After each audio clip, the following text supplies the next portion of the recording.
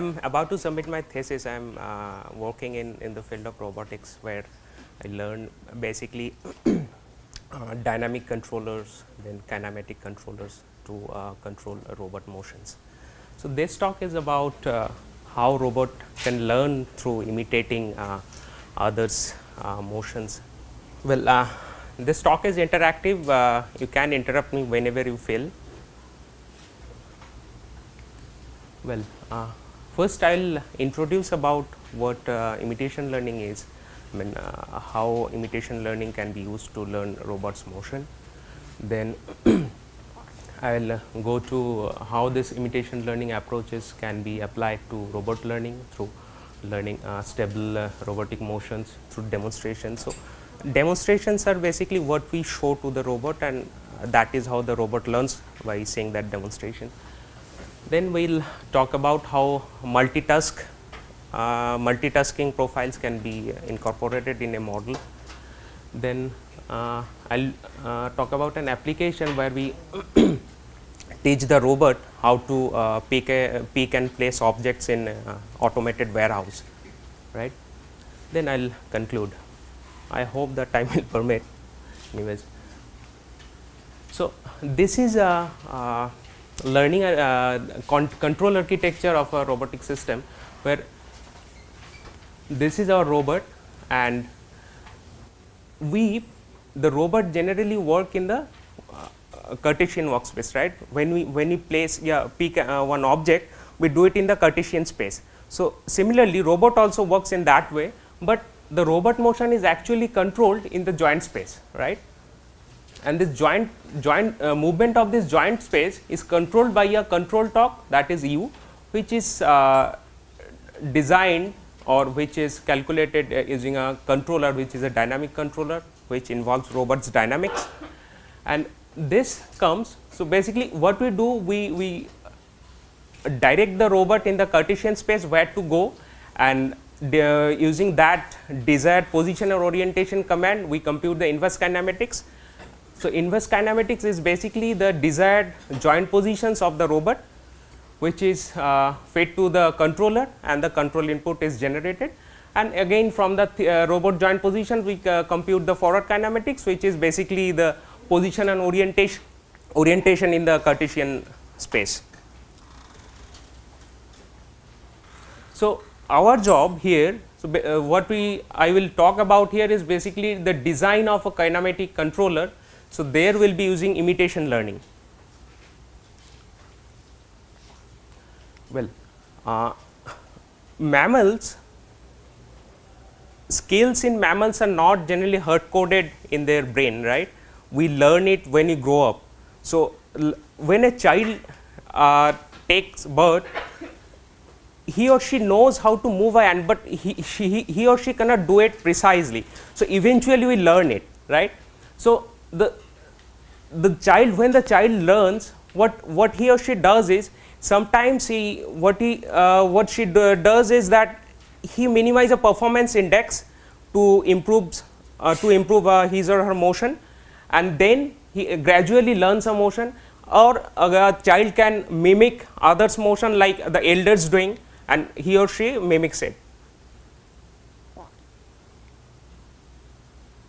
So, what is imitation learning? I'll show one video here first. It's a clip you might have seen before.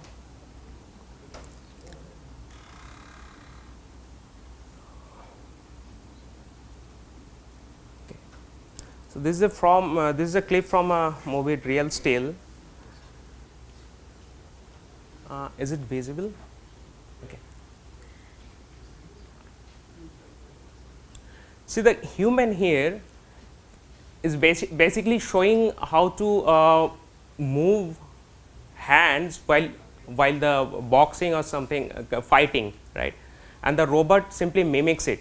So, this kind of motion you cannot simply program, right. You have to have some algorithm which can simply reproduce this kind of motions, right.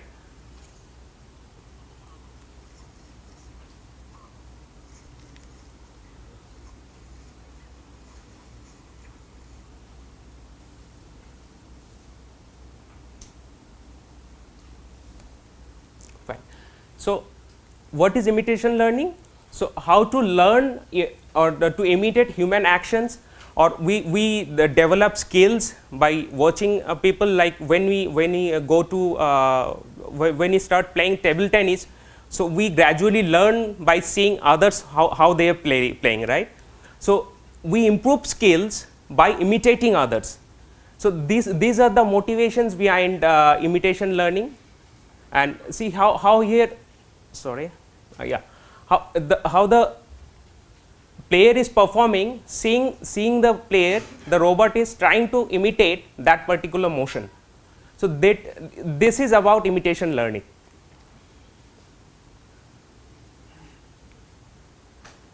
Why it is required? Because as I have already shown that when there are complex motions involved, like we cannot directly program it, we need to have some mechanism that can encode that motion. So, that is why we require imitation learning. These robots are generally pre-programmed, where I will show that during motion planning, the existing approaches are generally they are pre-programmed. Robotic scientist, what he does is he programs everything how to move in a Cartesian space, and this way the robot moves, but this kind of motions are not generalized enough, right. So, in a unstructured environment, this is very difficult to execute such motions, because there are uncertainties involved which may not that will cause disturbance to the robot motion planning.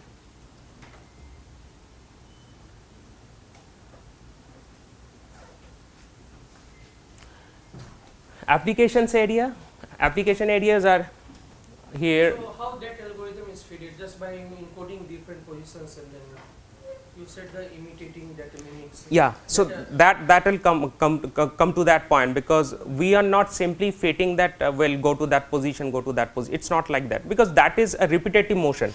When I simply encode that robot moves from here and here and here, and then I try to generalize it, I cannot perform that motion at the other location in the workspace, right, because that location of that region of the workspace is not programmed in the robot.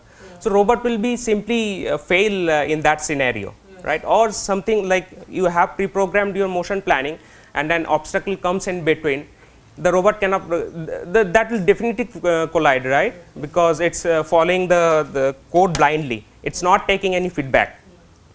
So, that is why we need some mechanism that can incorporate that decision making capability. So, I will eventually come to that. So, these are the application areas. So, this is about warehouse automation, where see here a robot is employed here instead of a human, that will do the pick and place task, like when order is placed, that will go to the robot, and the manipulator on top of it, that will reach to the rack and that will pick the particular product and place it. Then in car industries, in domestic applications, like now we are thinking, especially in western countries, manpower is a very dominant problem, right. So, there now we are thinking that this can be replaced by robots who can perform domestic tasks. And again in healthcare, so that is also a very big area, where in industrial robots, then space applications and entertainment as well. These are the areas, and well, in competition you will see that have you seen Robocop in YouTube? So, you will find that this kind of robots, these now robots will be playing football and all that. Okay. So, these are the application areas. Well, so motion planning approaches. What are the available approaches? So, what is actually motion planning here? The robot is commanded to go from place A to place B. Now, you need to have an algorithm in a suppose it is a structured environment, you know where the obstacles are, right. So, the motion planner, what it does is it creates an path by maybe interpolating points, it will find a path from A to B, then so that comes under path planning. Then you will have some classical control technique algorithm, so that will generate instantaneous commanded instantaneous velocity commands that will be needed to track this path, right. So, classical approaches generally goes by they go by two steps. First is motion planning, then they will track the trajectory, and in order to track the trajectory they will come up with velocity commands. So, that you will use where classical control theories can be used, but these things never never took care that what are the environmental feedback that should be there in the motion planner. So, these approaches did not work well. Then people came up with this sampling based approaches, where probabilistic roadmap was popular, where in a suppose this is your environment where these are the free spaces, and based on the probability of the free spaces, initially a global planner that will sample the workspace, and then connected graph will be created, and when a query comes up like here a start point and the robot needs to go to the goal points. So, it will take a graph based search and calculate a path from start to goal, and it will work out. But these approaches are computationally expensive, right. You need to search the total global workspace, right. Then rapidly exploring random tree, this is also an sampling based approach, where what happens from the start position, it randomly creates points in the workspace, and what happens is it creates a tree, and until it reaches the goal. Then when it finds the goal, or maybe in the confined region in the goal, the planner is said, well, I have reached here, then it creates the shortest path from the goal to here, and the path is created. But still they did not incorporate the feedback here. So, what is happening inside it, it did not know. Then comes feedback based approaches, where potential field was very popular, where what happens is this is a workspace, right. So, this is a 3D workspace, and this has been represented as a potential field function, where this is, suppose this is your goal, and this is a attractor here, and these are repellers. So, if a motion starts from here, so it will the repeller will push the motion outwards, and eventually it will reach the goal, right. But here see it will find one way, but it's the human skill, the expert skill are not transferred in the motion planner. It will go by the how the function is defined, and again in potential field approaches there are problems or local minima. So, it might stuck in local minima, and to deal with this local minima problem, then people propose navigation function based approaches, but well, it's good, but problem is that unique navigation, finding an unique navigation function is difficult, right. Then people came up with regional approaches, where region wise a funnel like function was discovered to describe the motion. Our motion starts here, and due to this funnel like function, the motion reaches here, then again another funnel starts, and it also pushes the trajectory towards the end of it. Eventually it reaches the goal, and so these are the approaches which took care of feedback of the environment. But the problem is they didn't they are not efficient enough to incorporate skills from the human expert, right. Like when we take lessons from our gurus, right, in maybe in sports and all, we see people how they are playing, how they are taking a shot to a particular, maybe a soccer or maybe in badminton. We learn it, but this kind of approaches couldn't do that, right. It's more planned in a sense that, well, you have a function that can decide based on the instantaneous feedback, but problem is that function is not designed to take care of what kind of motion is intended.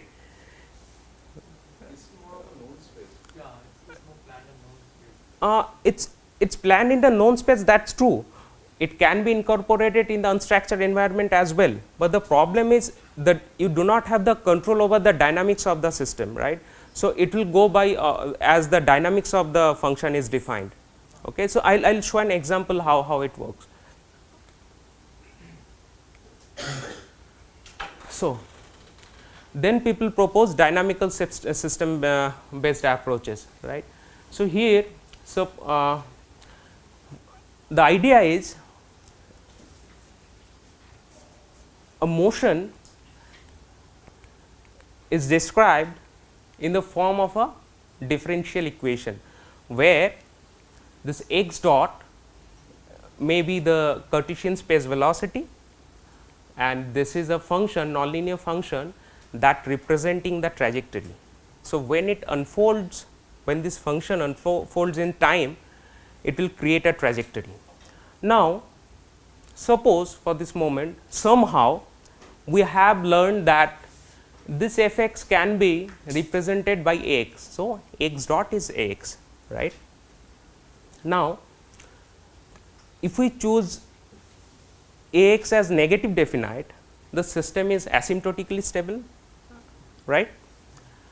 So, when the system is asymptotically stable, and if we suppose for a particular set of parameters we evolve the system, the system unfolds in time and we get this kind of response, fine. So, the state starts over here, suppose this is the norm of the state. So, norm of the state starts over here and it eventually reaches to 0 as the system is asymptotically stable. Now, for another set of A that is also negative definite, the response will change, right. Suppose this response is like this. Now, suppose this is your, this represents suppose in 1D the motion of the end effector, right, how the end effector of the robot is moving in the workspace. So, if we say that, if we say this is our motion planner and at each instant we say what is the commanded velocity and the position at the next instant will be calculated from that velocity and we will tell the robot go to that position, right. That is how it goes. So, for its particular set of A will have different kind of trajectories, right. How is it working n-dimensional space? This is only for one-dimensional space, right? No, I am saying suppose it is in one dimension. So see here x is a vector, it is a bold symbol, right. So, it is in n dimensional. I have plotted the norm of the state here. So, that is why it looks like in one dimension. So, I am simply showing how the norm is changing. So, now see, now our life is now easier, right. We have a function that can tell that what is the trajectory would be or what is the instantaneous position at each sampling instant, right. Now, if we have a inverse mapping, if we can learn the inverse function, like I have told the robot that, well, this kind of path you have to follow, and for that you learn your A so that this thing fits. So, that is our problem. So, we learn the inverse mapping here, right. So, we learn the parameter of the motion planners so that it can act as we want. So, now see, the skill is already there. So, I show the robot that, well, move like this.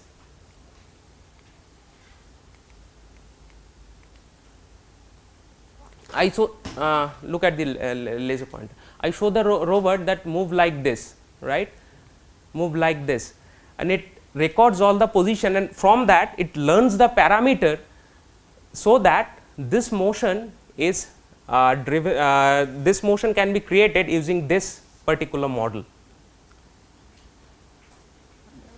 Clear? So, that is our problem here. Now, this is a simple linear system and we cannot generalize it. So, we can every time if you start with any x, so it will create this kind of motion. So, we need to have we need to parameterize the model so that this kind of generalization can be there, right. So now we have two problems here. First, that we have to learn the mapping precisely, so that the exact trajectory is encoded. Next, which is more important, that is about stability of the model. Here I have defined that A is negative definite. If when we are learning the inverse mapping, we do not have the control how the parameter, I mean how the structure of the A would be, right. So it can be positive definite, it can be undefined, right. So in that case, this trajectory what starts from here, it will never reach to the 0. Well, at least we cannot ensure that it will reach to equilibrium. It might overshoot from any place, right, because it is not stable, the system is not stable. Any doubt here? System is stable, right? Why it is unstable? It is unstable because A is not negative. Suppose if you have a, so to analyze the stability of this system, suppose I take a Lyapunov function, that is V equal to x transpose P x, fine. Are you familiar with this? I think you are familiar with this, right. So this is a, suppose this is the energy of the system, right. So the system is stable when energy is gradually decaying to 0, then only say the system is stable. If the energy of the system is gradually increasing or it is never reaching to 0, the system is never stable, right. It is like as it is in oscillator, it keeps on oscillating. So now if I calculate the V dot, the change of the energy, so that is x transpose P, that is x dot, so A x plus, it will come around, so if you change the transpose again, so it will come like this, x transpose A transpose P x. So basically it will come like P A plus A transpose P, okay. Is it fine?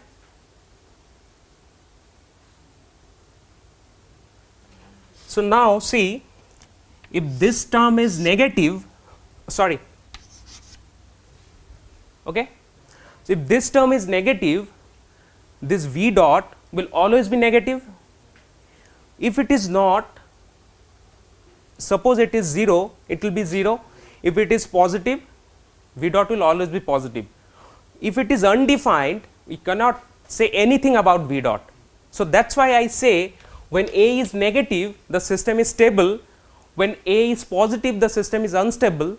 Even if A is not defined, what A, the sign of A, we cannot say anything about the system, right. So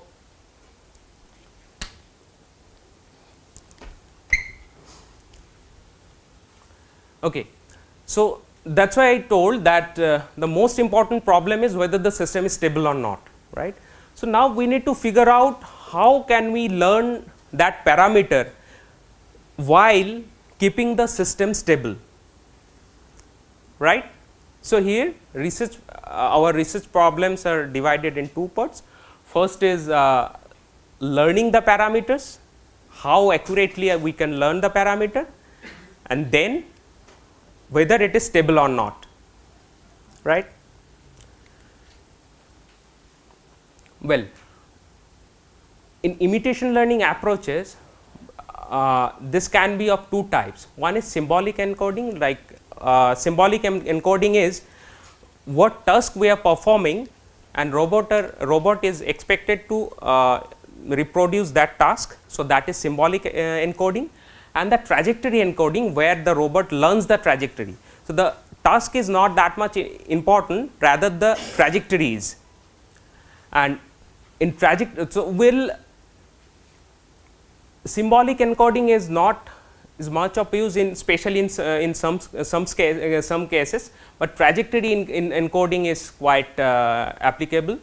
So, we concentrate on this part where trajectory encoding, two popular methods are dynamic movement primitives and encoding using Gaussian mixtures.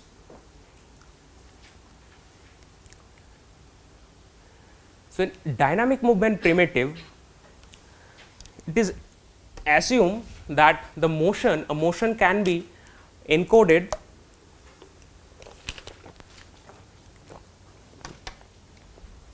using a function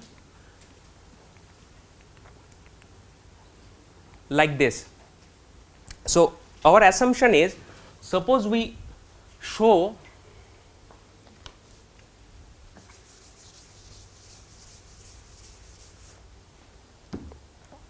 this kind of trajectory to the robot. So, this is my start, this is my goal. We show this kind of trajectory to the robot, and we expect or we assume that this response can be encoded using this function. Now, as the stability is the issue, then what dynamic movement primitive does is, it learns the dynamics as this, right. So, here I have shown second order dynamics here, I have taken y double dot. So, it can be like you can change the state space, you know that, right.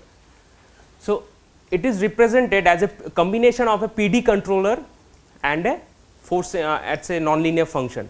So, PD controller, if we change if we select this gain precisely or with our expertise, we can make a stable system using a PD controller, right.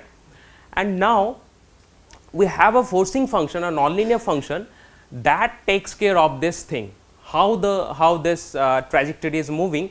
It learns how the features of the trajectory inside it, and how it is defined. It defined like this. So, this system is actually driven by this state, which is defined as this, and this is called canonical system. So, see here, this canonical system is always asymptotically stable if A is positive, right. If A is positive, then it will be always stable. And so, I will show how Z changes. So, what we do is, we take the trajectory of Z and we kernelize it, and we learn the function, the forcing function, so that this whole system can represent this kind of motion. Okay. So, now see, now this whole function is basically this one, this pi of x comma w, where x is the state and w is the parameters of this function. So, we learn this system in this way, and where this forcing function is defined as this, it is a combination of local models, right. So, and this is the firing of these local models. So, now, if we look at this response of this Z, so as it is a asymptotically stable system, the Z starts from here and it exponentially decays to 0, right. So, what we do is, we take Gaussian functions and we kernelize it, and based on that, this function f is learned, so that this whole function matches this trajectory. Now, the problem is here, when Z is exponential, if we map it over time, we see that in the time domain, the Gaussian kernels were placed at similar intervals, but when it is transferred back to Z domain, all the kernels are they are collapsed over at the end, because the length of in time is greater in this region. So, it is better we find good response when you use a linear the z, and we do it in time scale, and when it is transferred back to the canonical system space, so then also the similarity is there. So what is the Gaussian kernel? Like, doesn't make sense. Sorry, What is the Gaussian kernel? What is the kernel? What is kernel? Gaussian function, it's a Gaussian. So basically what we do is, instead of making it a crisp value, we take that where at this instant of time, what is the firing strength of the model.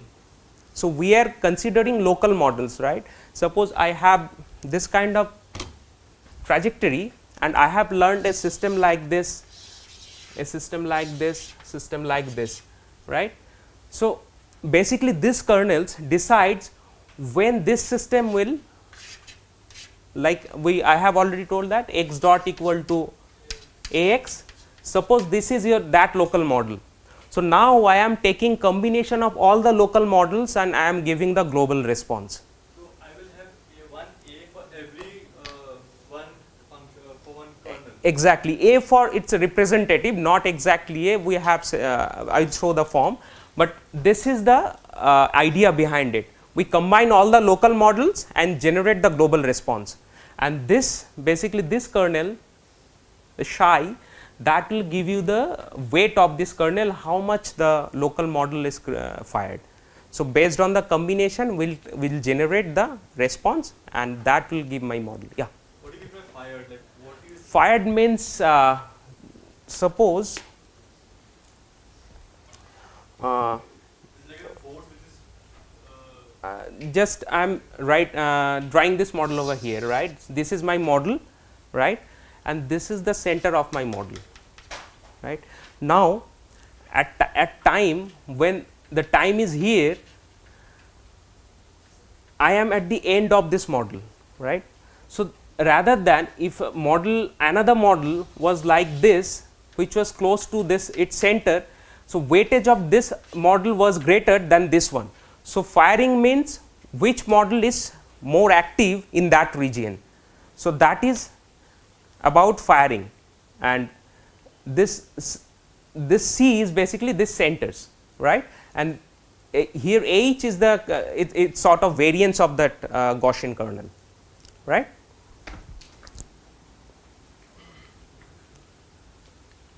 Okay. So well, dynamic movement primitive have they have applications, good applications in especially in playing robot playing table tennis and all. But the problem is dynamic movement primitives, they learn in single dimension, they do not incorporate the correlation between among states. So it's learned in one dimension. So for each dimension there will be one movement primitive, and so when you were learning DMP is for robot, DMPs are dynamic movement primitives. So what you do is you learn it in joint space. So you try to capture how the joint space trajectories were demonstrated, and you learn that motion. But and it has a time dependency, as I showed using that canonical system. So it always goes from 1 to 0, and based on that, so the time it takes from during the demonstration, all the motion has to be completed within that time framework. So DMPs has these limitations, and another thing is it will exaggerate the motion. Suppose when you try to scale the motion up or down, it exaggerates. Like when we are scaling up, it creates a huge big motion, then when we are scaling it down, it creates very small motion. So to tackle that, but in Gaussian based approaches, this problem is tackled. So in Gaussian, well, another thing I forgot to tell, that this function, so this nonlinear function, you can use any nonlinear function approximation technique, like in neural networks. Then you can use also Gaussian mixture, the Gaussian mixture regression. Then LWPR you can use. Then any deep learning techniques you can use. So this, yeah, but linear regression will not give you that much of, because it's a nonlinear function, right? So you will have a particular type of motion, but that will not be generalized enough. So it's better to select good nonlinear function approximation techniques. So deep learning will do well. Okay. So in in Gaussian mixture based approaches, the system is defined as earlier like this, and the Gaussian mixture model, it learns this function fx, right.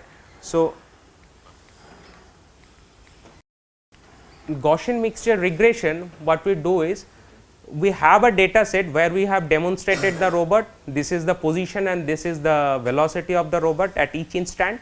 Suppose we have given d number of demonstrations, and at each demonstration ni number of samples are there, right. So, from that we learn a joint probability of this data set. So, once we have that joint probability, well, we learn this joint probability using expectation maximization. So, once we learn the joint probability, we can simply regress it to have the regression model where fx will represent the x dot that I have already shown, and this comes from the joint probability distribution, where this is the mean of the kth Gaussian, and these are the variance of kth Gaussian, right. So, again the problem is about stability, because when we have learned in dynamic in DMPs, that was stable because of the PD controller, but here no such model is there. So, that is why you have to ensure that this fx is stable, right. So, what people do is, if you rearrange it, you can write it in this form, ak equal to this and bk equal to this, where the x dot model can be represented in this form, where this k is number of Gaussians are there in the mixture model, right. Suppose this is your demonstration and you have learnt a model like this. So, you have used here 5 Gaussians, one here, one here, one here, one here and one here, and the center and variance of the Gaussians were discovered using the expectation maximization algorithm. So, now to make the system stable, what that particular approach does is, it makes the system first this term, they makes it negative definite, as I have already shown during the Lyapunov function analysis, how the system is stable. In that way, when they are learning the a parameter, they making it stable, they ensuring that this term is always negative definite, and at x star, when it reaches x star, they make sure that this term, which works as a disturbance to the model, which is also 0. So, what happens when the trajectory during reproduction, it reaches over here, it reaches x star.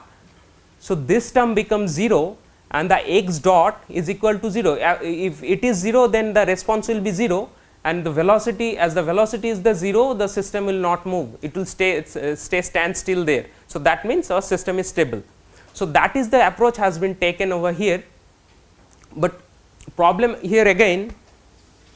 So, x star Yeah. is the desired Target point, exactly. and we will have one a value for every one desired x star, right? No, x star is fixed. Oh, that is the one that final value which you want, right? Okay. Suppose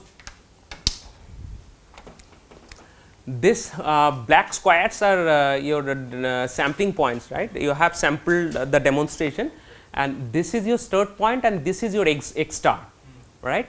So, for a k and b k are related to each Gaussian, these are the Gaussians, right. I have 5 Gaussians. Yeah.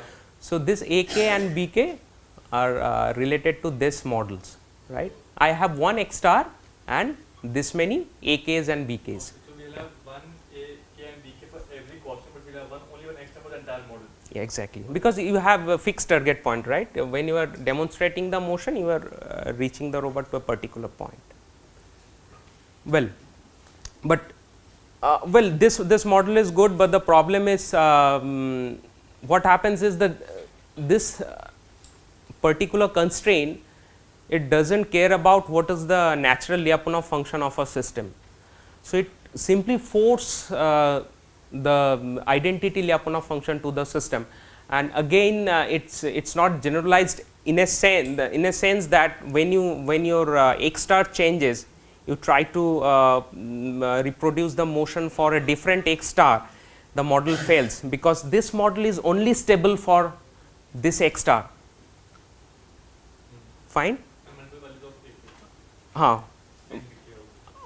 So, because AK and BK are they are fixed, but they are changing in a sense that when the system is operating over here, this HK will have certain value, right. When the trajectory changes a bit, HK will again change, because HK is basically the Gaussian membership function. Yeah, right. You got that, right.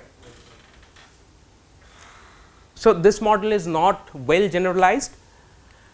So, that is why then we dig into the problem and then we propose this thing. So, we learn the motion using stable movement primitives, like so primitives is basically this local models are called primitive. So, you learn segment of motions and you combine all the motions, you generate the global motion. So, that is how primitive based modeling is modeling works. So, we propose our model in this way, where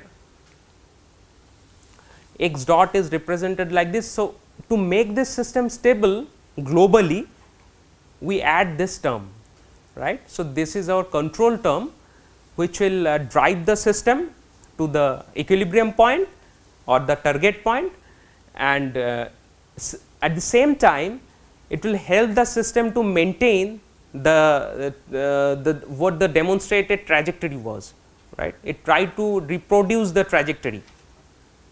So, why don't we have the SK function in this proposed model? Sorry? Where is the SK function in this proposed model? HK term we have, right? HK function?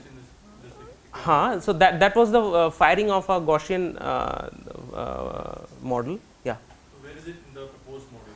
Proposed model, it is sigma. Okay, so So, it is just I have so it is HK basically, because I am also using a Gaussian mixture model here. I have changed it because to show that the system has some differences from the earlier, okay, but ideally they are same. So, now we design this component U as this, that it is a fuzzy rule based, right. So, you are familiar with fuzzy systems, right, TSK fuzzy systems there. So, my Lth rule is basically when x is GL, GL is the Lth Gaussian here. So, maybe when if L is 1, so basically when x is model 1, then what is the U? The system works in this way, right, it is reasoning based. And see here, the interesting thing about this model is, here we combine both the statistical learning and fuzzy TSK fuzzy logic. How? We learn this thing using Gaussian mixture model, that is a statistical model which is learned from expectation maximization, and this term U is learned using this fuzzy controller, and again the fuzzy sets are learned using expectation maximization, right. So, now this model has the capability to utilize advantages of both the statistical learning and fuzzy logic. So, we take cream portion of these two techniques and combine a better model, propose a better model.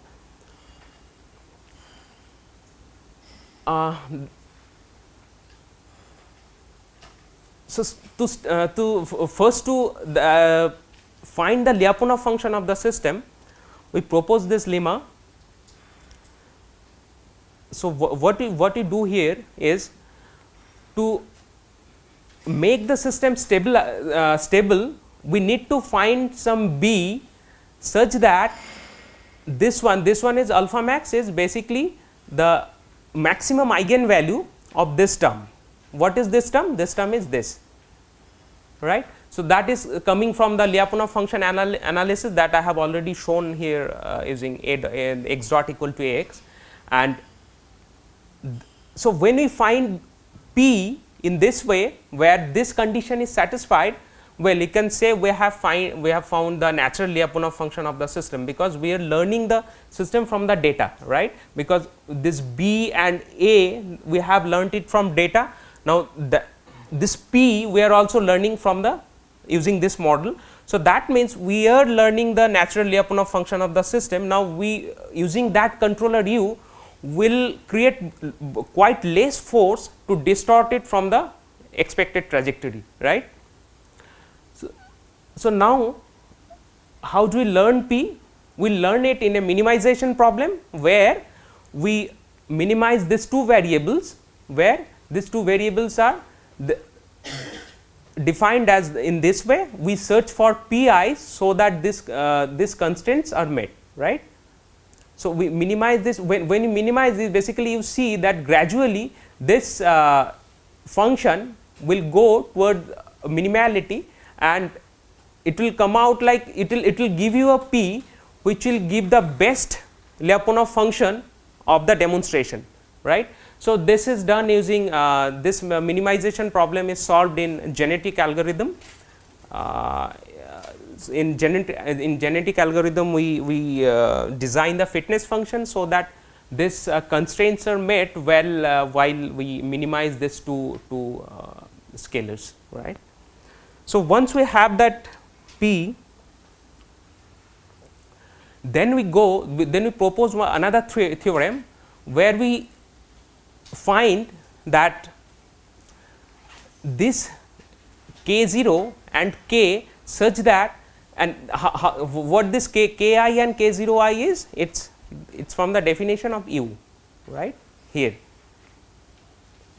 So, now our job is to find the controller from the data, right. So, for that this theorem is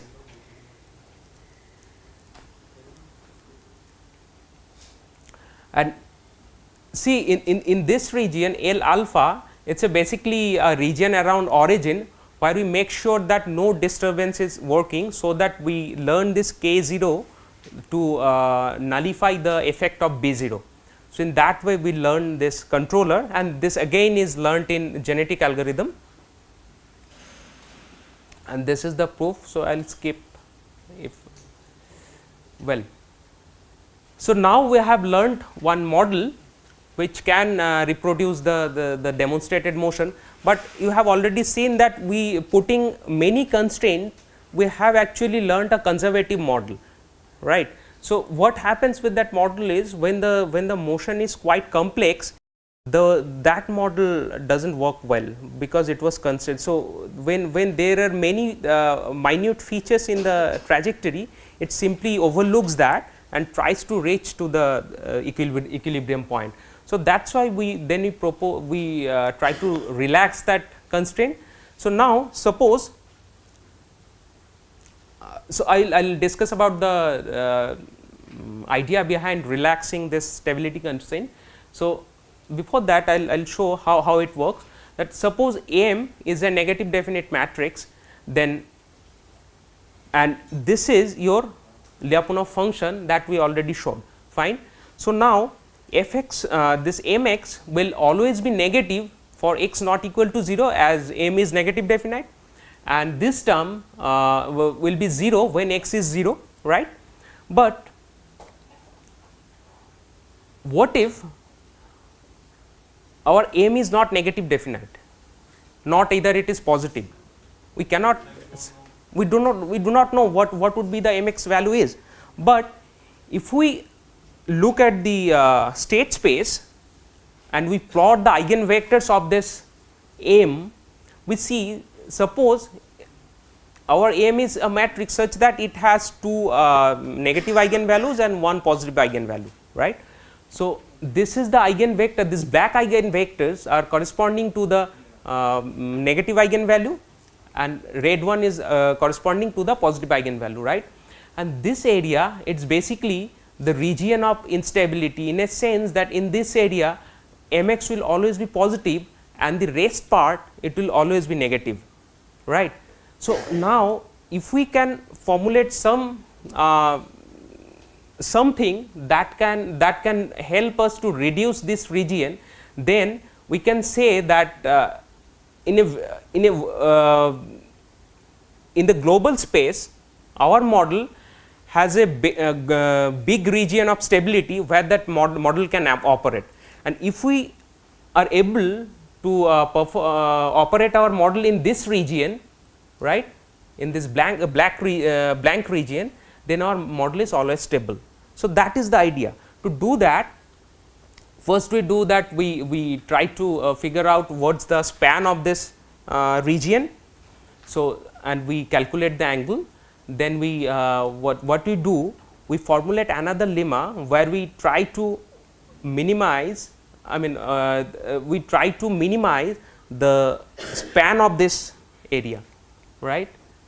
So, in that particular theorem what we do, we squeeze this region towards this positive eigenvector, and we try to maximize the area at the negative eigenvectors, right.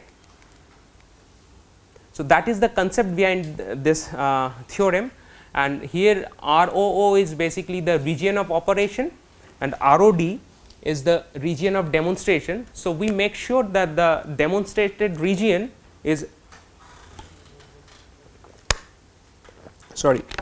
the region operation always remains inside the region of demonstration,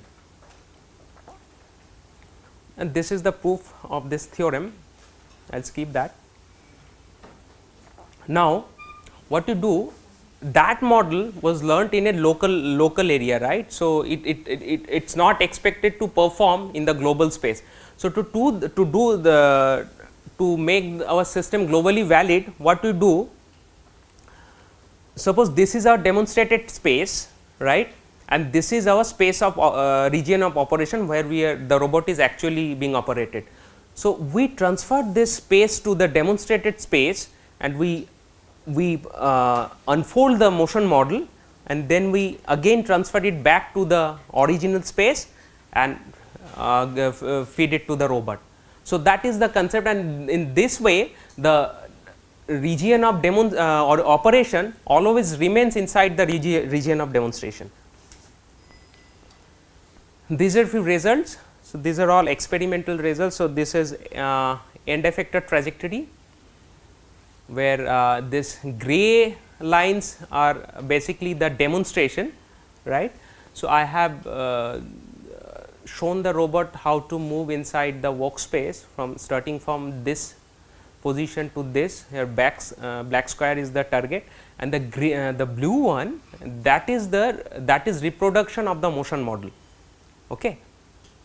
See how it is working outside the region of demonstration. It's this results are with the model we first learned using precise constraint, the conservative model, right.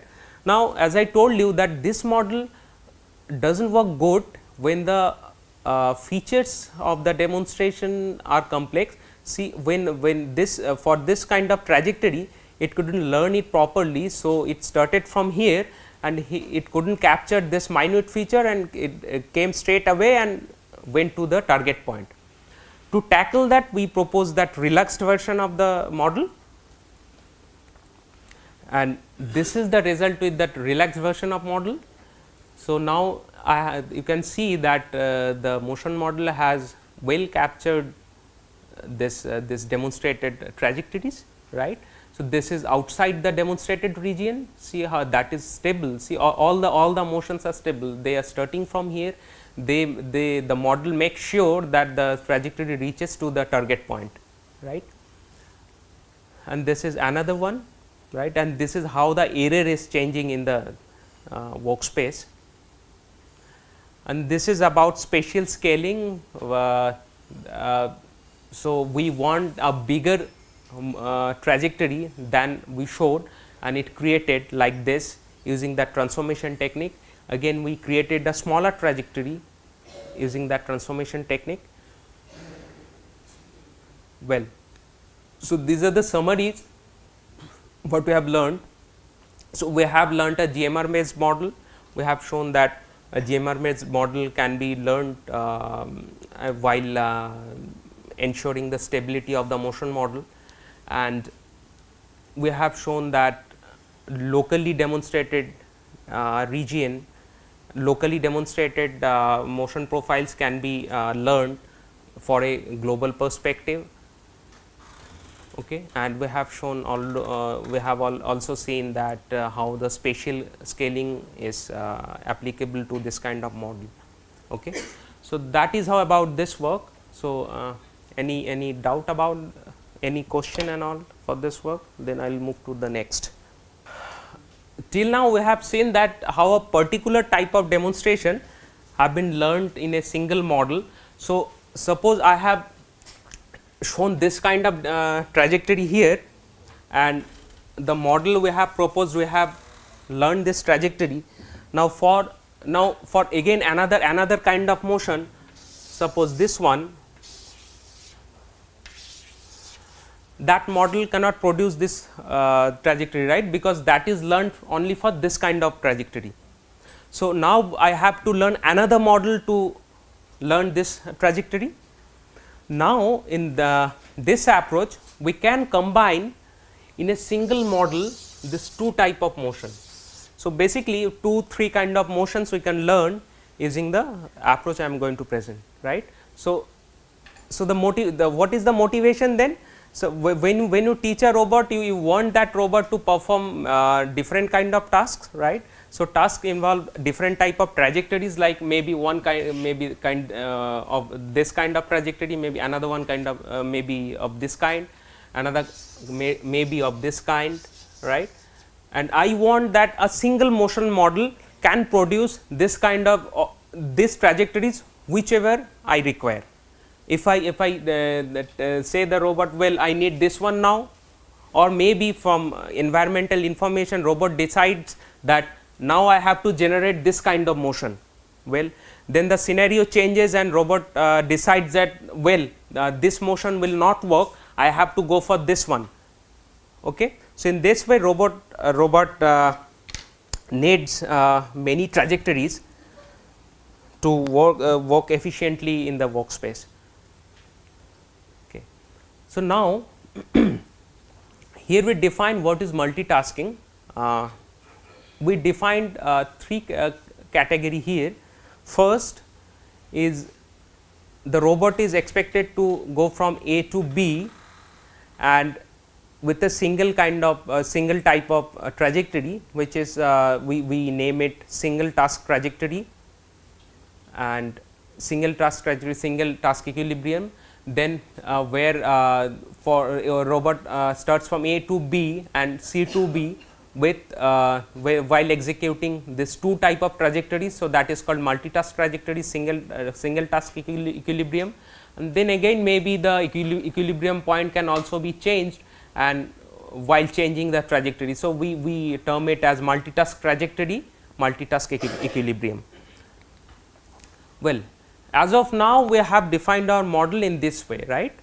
So, now we have seen this model cannot incorporate any extra information. So, based on that we will decide which kind of trajectory needs to be generated.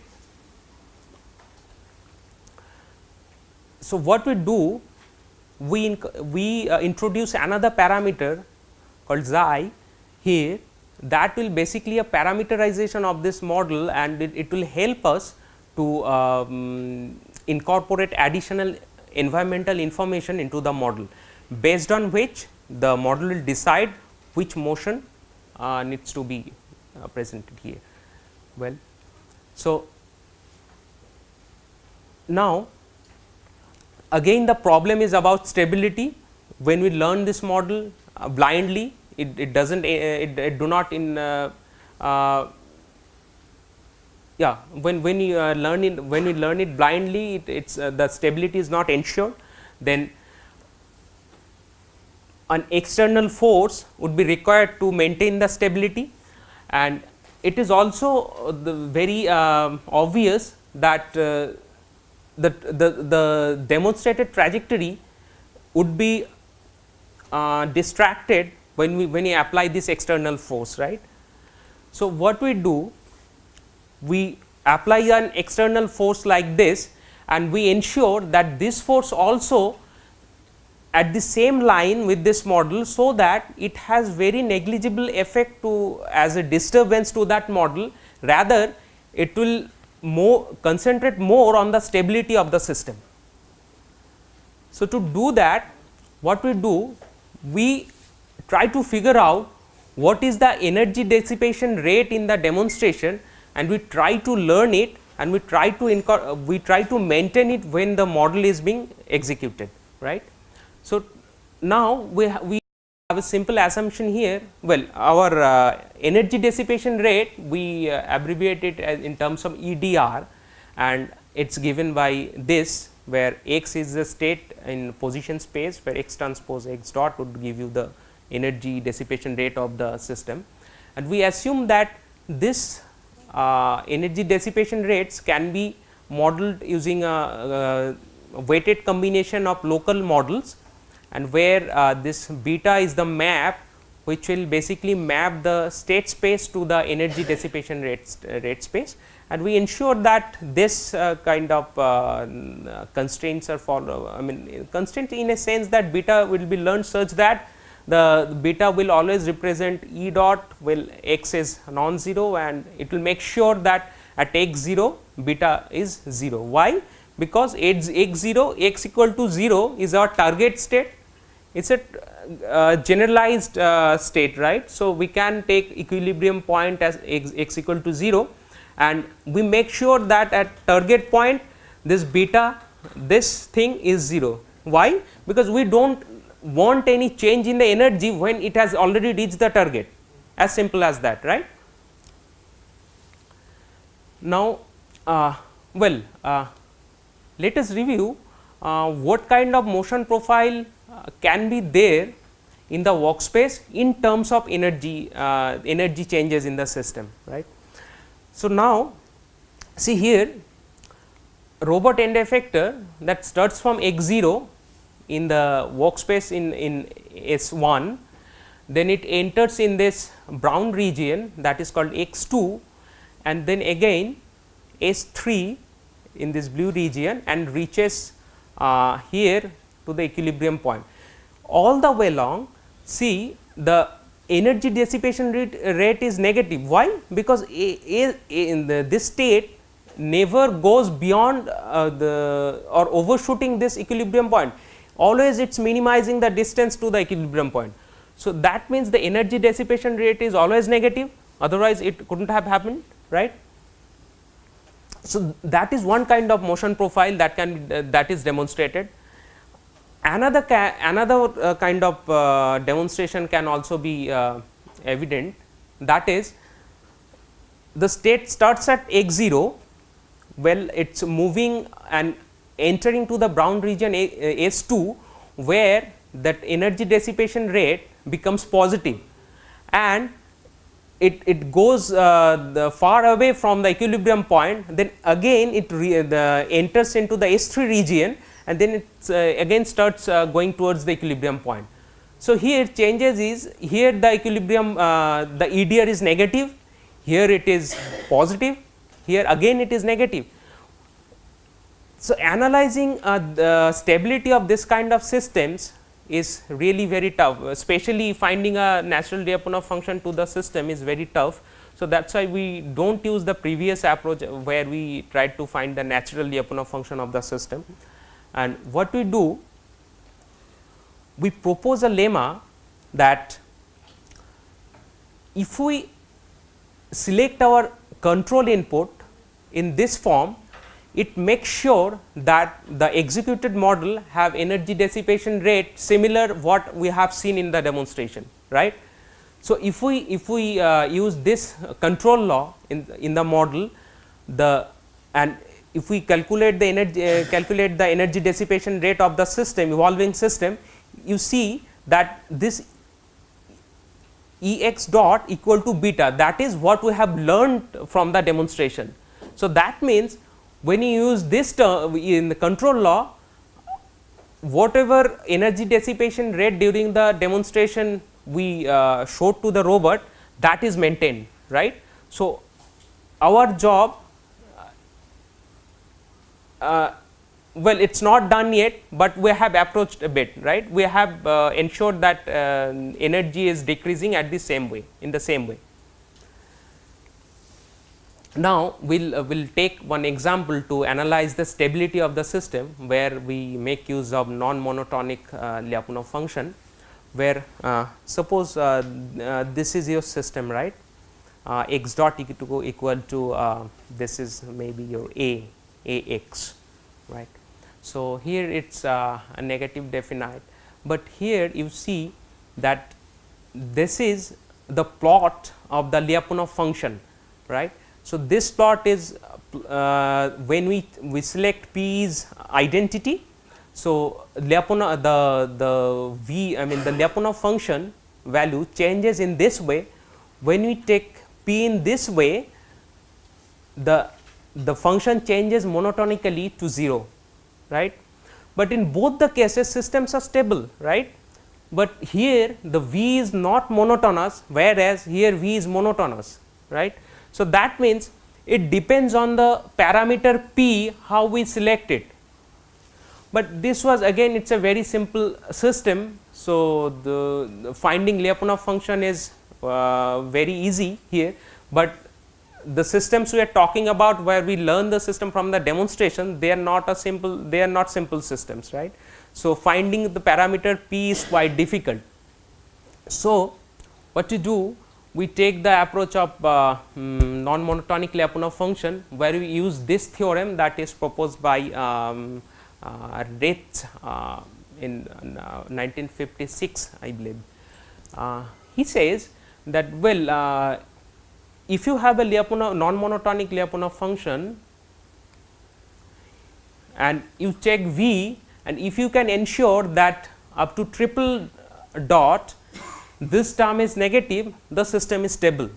So, you find a P and make sure that this expression is negative, your job is done, right. So, that is about non-monotonic Lyapunov function, but see here it is taking triple dot. So, finding triple dot in a complex system is difficult. So, in 2002 or something, Amir Ali Ahmedi, he proposed that, well, we do not have to go up to 3 dots, it can be managed with 2 dots if we take 2 separate Lyapunov functions, right.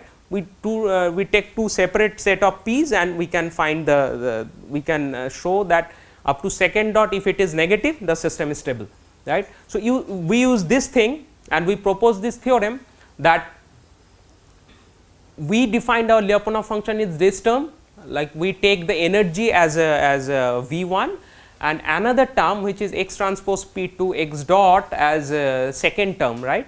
And so, here you see Ex is V1 and this is V2, and we propose this theorem where we find P2 such that this term is always negative, right. So, it is a scalar, a positive scalar quantity, it basically defines the system's robustness.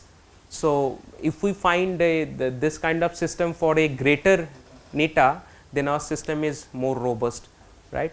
So, sorry, any question? Okay. So, we find P2 here, you see that we do not have any constraint over P, right. We have this set of constraints and we do not have constraint any P, right. We have to make sure that this term is positive for all the demonstrated data and this term is negative, where we have learned beta using a nonlinear function approximation. So, this is the proof, I will skip again. Well, by searching those P2, we can ensure that the Lyapunov function is always negative within the WD region is basically the region where we demonstrated the robot how to perform tasks, right.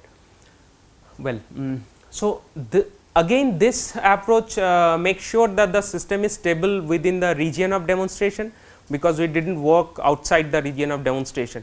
But we want our robot to be stable outside the demonstrated region as well. So, we modify our control law in this way, which actually the effective control law becomes like this, right. See, now if follow this term is basically, as we have seen, when we used our first proposed law, here it was beta, right. Now, here it is minus e to the power minus alpha x transpose x. That means, if we use this u g outside the demonstrated region, the energy dissipation rate will be this, which is basically negative, right, and a negative energy dissipation rate will ensure the stability of the system. Well, our job is done. We can use our robot outside the region of demonstration, fine. So, this approach can be in this approach, especially we can use many function approximation techniques that we could not do in the first approach, only we used only GMR. Here first way I am showing how I use GMR to model this system. So, see, in the same way as I have shown that we have learned the FX using GMR, then EDR, that means the energy dissipation rate, that is we are achieving from the demonstration, we learn it using GMR like this, where as earlier they are the covariance matrices and these are the means, and we the cost function we minimize during the search of P is this, right. So, that is the log likelihood of the data set, where we minimize the negative of the log likelihood, and we fine tune the parameters of beta, right. And this is the algorithm where we learn the parameters. Theta b represent theta GMR beta basically represents the parameter of the beta function in the GMR based model. So, here this is my data set, I get the data set while presenting L demonstration. So, in the pre-training what we do, we basically learn the initial dynamics using the Gaussian mixture model, and we club all the tunable variable inside the parameter theta. Then during fine tuning, where we find P, we find all the theta hats such that P2 is existing in the model and the error simultaneously is minimizing. So, that is how we learn the GMR based model here. Okay. Then it is LWPR, okay, locally weighted projection regression, where the good thing about LWPR is it can learn functions of many dimension. What it does is it projects all the dimension in the reduced order dimension, where the model is well fit and it removes all redundant dimensions. And another good thing about here is it can be used for incremental learning. Suppose you have learnt a dynamics using for a set of parameters for a particular set of demonstration. Again, after some days you feel like, well, I need another kind of motion.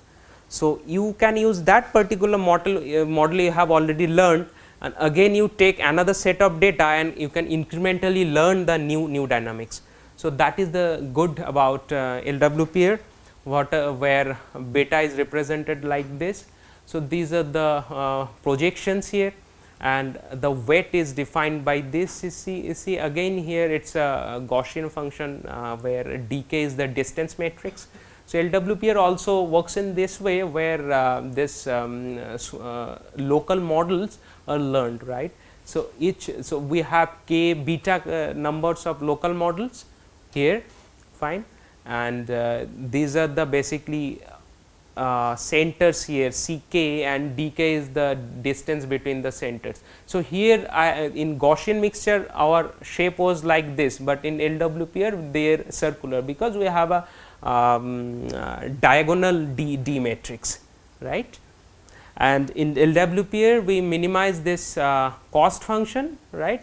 So, it is we maintain that this cost is minimized, while this constraints that we have set in our theorem is minimized, right.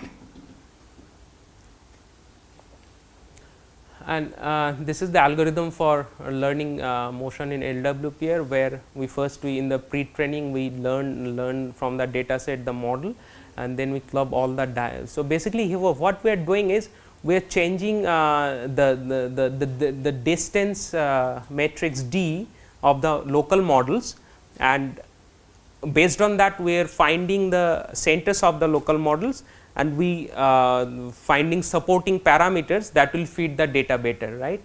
And once the data is fit, then we go for the fine tuning, where we learn the Lyapunov P matrix. So, that is P2, again that there is no constraint on P2, like it has to be positive definite, it has to be negative, nothing, because we have already set our Lyapunov function in that way, such that we do not have to put any constraint on P2, right. Well, this is one human expert is showing how this thing is how a pick and place task is performed to the robot. So, here it is there are many objects inside the store, and this person the kinesthetically demonstrate how to reach to the object and grab it and place it inside the bin, and this is how it is executed. I'll then again I'll show one video.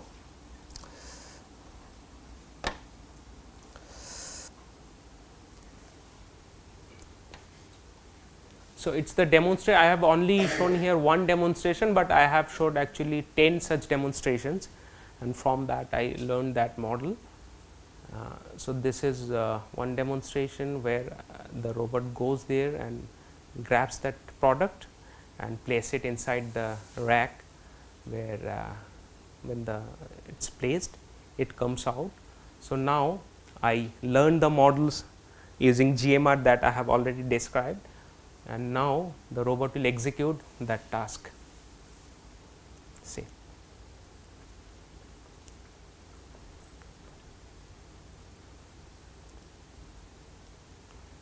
So, the robot actually learns here from there to here the end effector trajectory, right, and grasping is separately done, it is not part of the learning.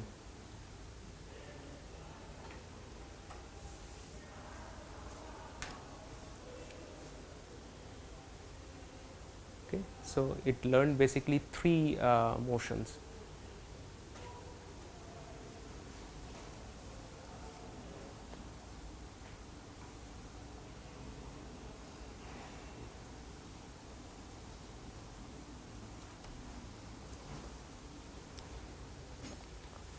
So, this is the plots where first I plot the monotonic state energy, where the end effector starts from here and monotonously goes to the target this black star, where you see that here this is the energy dissipation rate, right. So, here you see it is always negative. Okay. This is one kind of motion. Then again in the next you see that here it went to it has a positive overshoot, right. The energy dissipation rate was positive in this region. So, especially in this region. So, these are basically the 3 models are there, where red one is the demonstration, and we here GMR based model, LWPR based model, and SVR based model are there. Now, here it is the multitasking. So, one task profile is like this, another one is like this. These are the starting position, and this is the target, and this is its energy profile. So, here this green and this blue one is basically the reproduced, and green one and the other one is 2 tasks represented here, green and black, green and red, sorry. Okay. So, this is one multitasking, where the equilibrium point is, so that is basically multitask single equilibrium trajectory, and that is with the previous one was with GMR based model. So, that is with LWPA, so, and this one is with SVR, support vector regression. Okay. So, SVR for this it was the model was not well learned, so that is why this here the model was quite faster, the energy dissipation rate was far negative than the expected one, and it reached faster to the target, but it was not intended because of the model was not properly learned. 5 minutes? Okay, I thought it's up to 3:30, right? Okay, fine, then I'll okay, it's okay. Well, this chapter is finished, so another one is about application, so I can directly okay. So, these are the another motion profile where I have two equilibrium points, right. So, multitask multi equilibrium trajectories, right. Okay.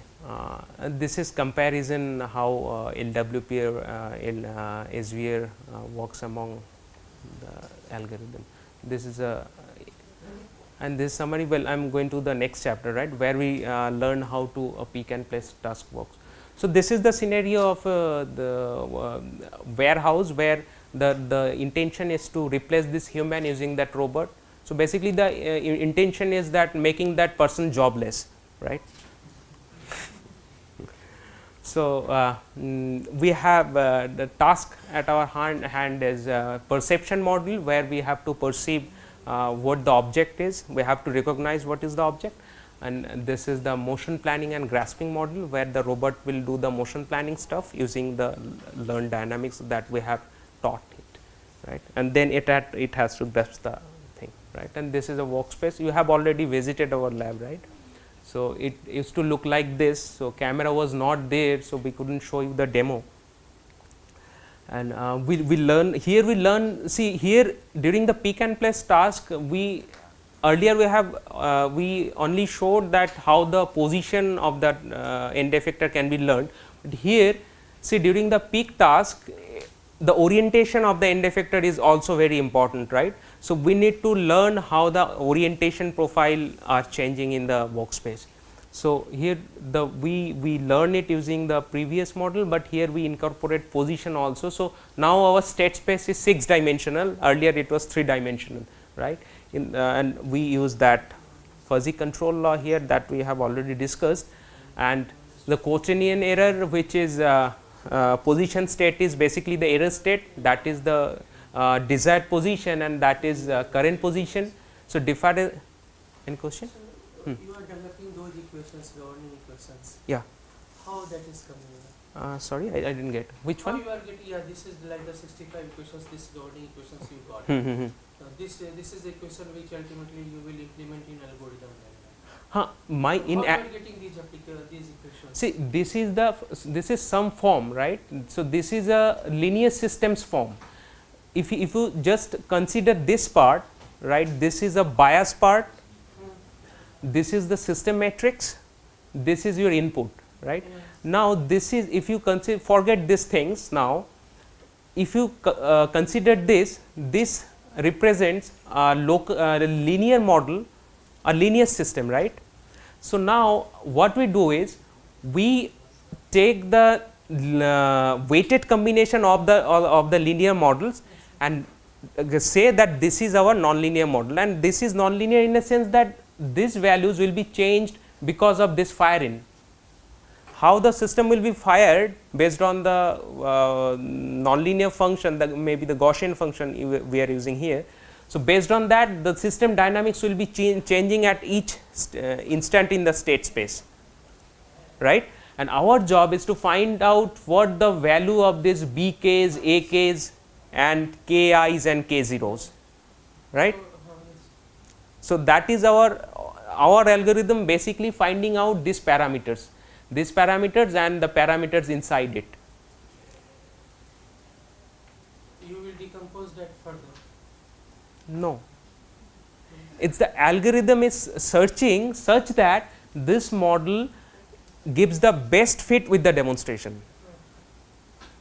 Which is the values of A, B, and U for every causing instance. Exactly. Suppose, do I have how? We don't have. Okay, I'll talk to you later. Fine. Okay. So this is our the orientation error. How we this is a orientation state, right? And this is a position state. And the training and execution, where this is our data set, right? And this is our make the training data set in this way. Then the new, after learning, the new X state is basically the current, I mean previous plus the sampling time into the dot of the. So Euler, just Euler approximation we are using here, and this is that is how we get our new state, new position. And this is the task flow, where we first we learn the model, then we during the execution we check what is the current state, we take the goal state and we unfold the model, and the x dot gives the new position or orientation, right? And so that is the task we want to achieve. So that is how it goes from here to the tote first, then during the placing it here. So here we are learning two types of task trajectories, right? So and the recognition is done using the convolutional and deep neural networks, that is VGG 16 called, it is called VGG 16. So that is standard, that is not proposed, so you can find it in internet. And the more recognition model gives output like this, it creates a bounding volume around the object, and we take the we calculate what is the grasping position based on the this what it is called this region of I mean ROI basically, right?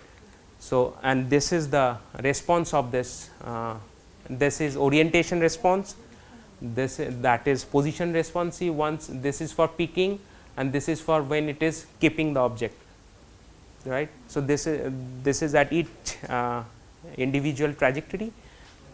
Okay, so I'll directly show the video, right?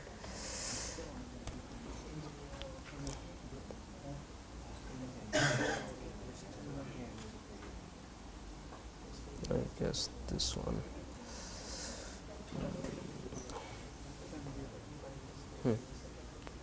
See, now first it's looking the camera is looking over here, it's recognizing the object and have collected the position, and the robot first moved here, the suction starts, the object is grabbed, now this motion, first straight, then this. Okay.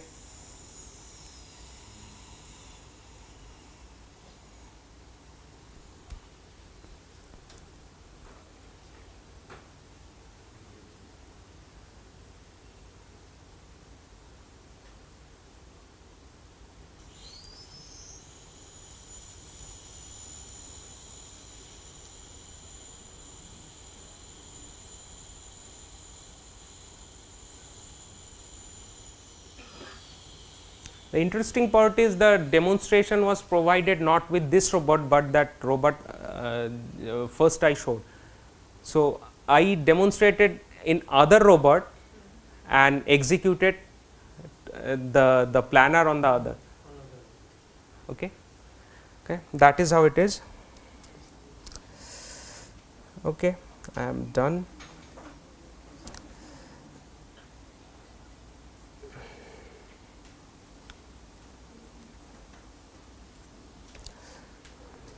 So, these are the profiles I have already shown, this is summary. Okay, thank you.